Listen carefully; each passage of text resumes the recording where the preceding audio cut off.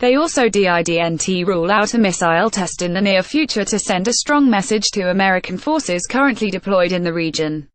The news comes after U.S. President Donald Trump delivered his first State of the Union speech, during which he criticized the Kim Jong Un regime's human rights abuses and reckless pursuit of nuclear weapons and ballistic missiles that could soon threaten the U.S. homeland. In his address, Trump highlighted personal stories of victims of the Kim regime, inviting as guests North Korean defector Ji Seong-ho and the parents of Otto Warmbier, who died shortly after returning from North Korea where he spent 17 months in captivity.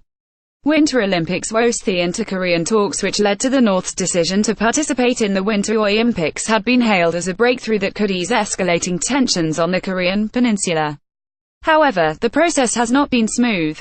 On Monday, North Korea said it cancelled a joint cultural performance that was to be held in advance of the Olympics in response to unflattering coverage by South Korean media. According to a statement from South Korea's Unification ministry, the North Koreans pulled out because South Korean media continue to insult North Korea's genuine measures regarding the PyeongChang Olympics and take issues with its domestic festival. The sources that spoke to CNN said that other planned events could be cancelled. CracksChad O'Carroll, managing director of the Korea Risk Group in Seoul, said the planned military parade could undermine Washington's support of dialogue between the two Koreas. The ongoing U.S. support for inter-Korean rapprochement already appears to be showing cracks and will likely be seriously tested in the event of a major DPRKICBM parade on the eve of the Olympics, he said. Foreign media will be banned from covering the upcoming military parade, the sources said.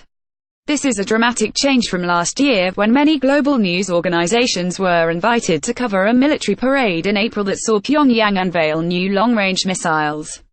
A diplomatic source said this was due to the sensitivity of the weapons that will be on display, and to avoid questions about the deployability of the missiles. By banning foreign press, North Korea controls all of the imagery the world sees. North Korean state media in recent days has been increasing its anti-US rhetoric, warning of grave consequences if postponed joint military exercises resume after the Olympics. Policy divisions earlier Tuesday, sources told CNN that the Trump administration had decided not to nominate Victor Cha, its widely rumored selection as U.S. ambassador to South Korea, apparently because of a difference over Korea policy, specifically over its consideration of a preemptive strike. Cha, a widely respected former academic and former Bush administration official, said in a Washington Post op-ed Monday that the answer to the real and unprecedented threats North Korea presents is not, as some Trump administration officials have suggested, a preventive military strike. Instead, Cha laid out what he called a forceful military option available that can address the threat without escalating into a war that would likely kill tens, if not hundreds, of thousands of Americans. CNN's Elise Labott and Kevin Liptak contributed to this report.